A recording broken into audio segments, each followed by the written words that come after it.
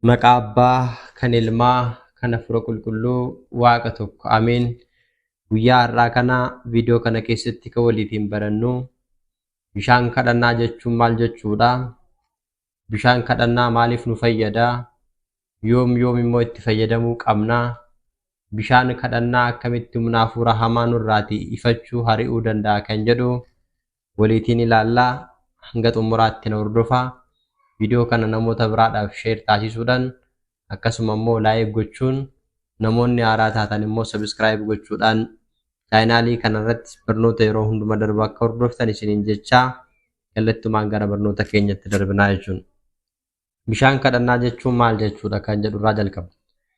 Bishaan kadhannaa jechuun namni tokko yeroo waaqa kadhatu bishaan lagaas haa ta'u bakka biraatii waraabee bakka kadhannaa isaa bishaan kana kaa'uudhaan erga kadhannaa isaa xumureen booda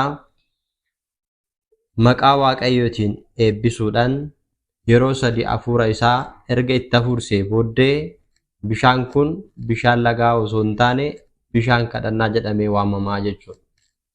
Sababiin isaa maaliif? Bishaan kanarratti kadhannaan gaggeeffameera waan ta'eef bishaan kun bishaan kadhannaa jedhamee waamama.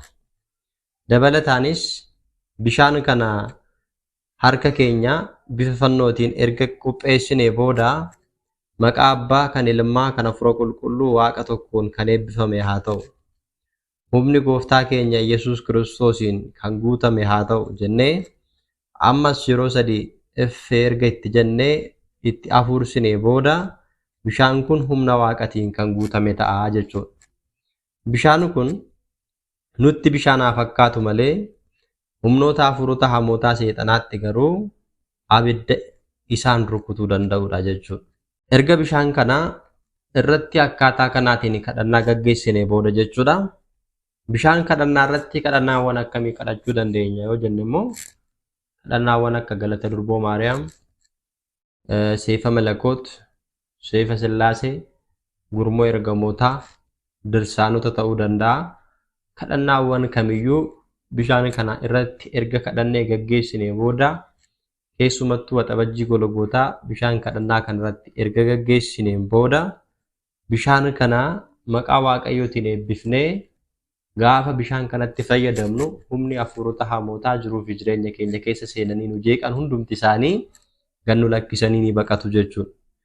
Bishaan kadhannaa kana eessatti fayyadamuu dandeenya kan jedhu yoo ilaalle bishaan kadhannaa kana namni tokko yoo dhukkubsatee jiraate nama dhukkubsate sanitti yoo facaafne namni sun dhukkuba isaarraatii humna kadhannaa fi humna hafuura qulqulluu bishaan irra bule kanaatiin fayyuu danda'a jechuudha. Seera uumamaa boqonnaa 1:2 irratti hafuurri waaqayyoo bishaan irra bule akkuma jedhu gaafa nuti kadhannaa irratti gaggeessinu hafuurri waaqayyoo bishaan kanarra bulee nu fayyisuu ni danda'a jechuudha.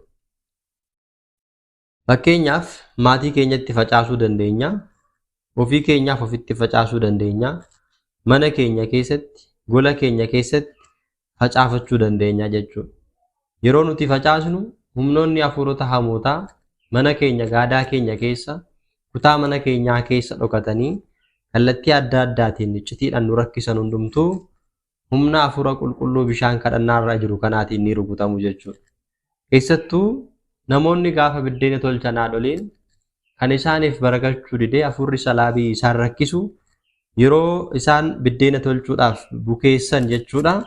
Bishaan kadhannaa kana xiqqoo itti naqanii kan ittiin bukeessan yoo ta'e jechuudha humni hafuura salaabii biddeena sana fuudhuu hin danda'u jechuudha. Sababii isaa maaliif yoo jenne humni hafuura qulqulluu bishaan kadhannaa sanarra jiru humna hafuura hamaa xuraawaa salaabii sana hin daangessee rukuta waan ta'eef jechuudha. Gama biraatiin haadholiin yeroo adda addaatti jechuudha ulfii isaan irraa bahu gadameessa isaanii keessa hafuurri hamaan taa'ee isaan rakkisu bishaan kadhannaa kanaatiin kan dhiqatan yoo ta'e hafuurri seexanaa qaama fi jireenya isaanii keessa dhokatee isaan rakkisu sun guutumaa guututti rukutamuudhaaniin fayyina argachuu hin danda'u, deebi'aniillee da'uu ni danda'u jechuudha. Kun egaa raajii fi dinqii Waaqayyoon hojjetudha jechuudha. Waaqayyoon ulee Musee irraa bulee galaana Eertiraa guddaa amma sana ga'u addaan kute waan ta'eef bishaan kadhannaa kanarras bulee nuunis nu fayyisuu hin danda'a jennee amanuun nurra jiraataa jechuudha. Warra amananiif waan hundumtuu isaaniif ni ta'a. Ni raawwatamaaf jedhee dubbateera waan ta'eef bishaan kadhannaa humna guddaa qabaa jechuudha. Bishaan kadhannaa kanaan yeroo dubartoonni gadameessa isaanii dhiqatan hafuuronni badii gadameessa isaanii qabatanii jiran kun marti isaanii irraa ni ka'u jechuudha. Dubartiin dhalli ishii didee, dubartiin umurii ishii malee marsaan laguu ishiitti dhufu, dubartiin ji'a keessatti yeroo 2 fi 3 yeroo hunda abaaboo ji'aa argitu dhiigni ishii kan dhangala'u, dubartoonni guyyaa da'umsaa bishaan bubbee osoo hin ga'iin dahanii jalaa du'an yeroo mara erga kadhannaa isaanii xumuranii booddee bishaanichatti si'a 3 afuurfatanii gadameessa isaanii kan ittiin dhiqatan yoo ta'e rakkinni kun martuu maqaa Waaqayyo Gooftaa keenya Yesuus Kiristoositiin irraa dhaabbata jechuudha. Daa'imti bifa kanaan dhalattus kan eebbifamte hafuura Waaqayyootiin kan guutamte taati jechuudha. Gama biraatiin bishaan kadhannaatti eessatti fayyadamuu dandeenya kan jedhu gaafa laallu bishaan kanaan yeroo dhagna dhiqannu jechuudha. Bishaan keenya sanitti waan xiqqoo ishee itti naqnee dhiqachuun baay'ee itti barbaachisaadha jechuudha. Uffata keenya yeroo miiccinu bishaan kadhannaatiin dhuma irratti cuupnee kan hafnu yoo ta'e hafuuronni badii akka budaa kan ija namaatiin dhufan hafuuronni akka naxilaa hafuuronni goomattuu seexanoonni agaanintonni hundumti isaanii humna bishaan kadhannaa kanaatiin hin rukutamu jechuudha. Keessattuu jechuudha daa'imman yeroo adda addaatti ija namaati jedhanii namoonni wantoota hin barbaachisne morma isaaniitti hidhuurra bishaan kadhannaatiin dhiquun uffata isaanii bishaan kadhannaa kanaan miiccuun furmaata guddaa isaaniif ta'uu danda'a jechuudha. Sababii isaa maaliif maqaan Waaqaa fi humni Waaqaa bishaan kanarra bulee jiru sun nuufi tiksee gaarii nuuf ta'a jechuudha. Waaqayyo tiksee kooti kan na dhabsiisu hin jiru. Inni marga lalisaa keessaa akkam boqodhu na taasisa. Maqaa isaatiif jedhee daandii qajeelaarra na gaggeessaa. Ani bowwaa dukkana sodaachisaa keessa yoo na deemeyyuu hamaan natti hin dhufu.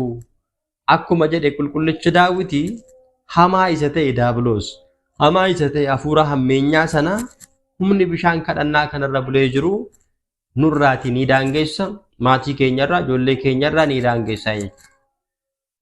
Kanaafuu bishaan kadhannaatti fayyadamuun jireenya keenya keessatti faayidaa guddaa qaba jechuudha. Dabalataan daa'imman yeroo bo'an akka malee kan bo'an hirri jedhanii kan bo'an jechuudha. Hirriba keessaa dammaqanii kan bo'an. Yeroo waan addaa irratti arginu yeroo kamiyyuu jechuudha bishaan kadhannaatiin dhiquun bishaan kadhannaa itti facaasuun furmaata guddaa nuuf kennuu danda'a jechuudha. Gaafa rakkoon daa'imman keenya irra ga'e jireenya keenya keessa ga'e waan sana gochuu dursa garuu yeroo hundumaa bishaan kadhannaatiin dhiquun bishaan kadhannaa fayyadamuun dhiqachuun akka hafuuronni hamoonni jiruu fi jireenya keenya keessa seenanii nu hin jeeqne adda durummaadhaaniin humni Waaqayyoo bishaan kadhannaa irra bulee jiru sun nurraa ni daangeessa jechuudha. Bishaan kadhannaa kana dhugaatiidhaafis fayyadamuu ni dandeenya jechuudha. Bishaan kadhannaa jechuudha. Erga eebbifame booddee bishaan dhugnu sanitti naqannee garaa qulqulluutti fa'a batalee ganama gaafa dhugnu bishaan kadhannaa kanaan ni eebbifamnaa jechuudha. Qaama keenya jechuun fakkeenyaaf kan akka morma keenya, dugda keenya, miila keenya, ija keenyaa fi gurra keenya, dugda keenya bakka dhukkubbiin faan nutti dhaga'amu jechuudha. Yoo ittiin dhiqanne dhibee nurra jiru kamirraayyuu ittiin fayyuu ni dandeenya jechuudha. Amanaatii itti fayyadamaa ilaalaa. Bishaan kadhannaa furmaata guddaa ilma namaadhaaf kennuudha jechuudha. Nama maatii keessatti hafuura hamaan qabamee jiruu fi jireenya isaa keessatti rakkatu gargaaruudhaaf jechuudha. Waan inni nyaataa fi waan inni dhugu keessatti dabaluudhaan. Akkasumallee ganama ka'anii itti facaasuudhaan humni hafuura hamaa isarra jiru sun mirirri jedhee siqiqee akka inni gallaqisee nama sana gadhiisee deemu. Gochuun ni danda'ama jechuudha. Kanaafuu bishaan kadhannaa furmaata guddaadha jechuudha jiruuf jireenya keenya keessatti. Hundi keessanuu hararraa jalqabuudhaaniin bishaan kadhannaatti fayyadamuu ni dandeessanii jechuudha. Bishaan kadhannaa ilma namaadhaaf fayyina guddaa kan namaaf kennu jireenya keenya keessatti kan nu eebbisiisuu danda'udha jechuudha. Humni hafuura qulqulluu kan irra bulu Waaqayyoon kan eebbise kan eebbifame ta'a jechuudha. Macaafa Hisqeelii boqonnaa 36 lakkoofsa 25 irratti ani bishaan taliila ani bishaan qulqulluu isinitti nan facaasaa.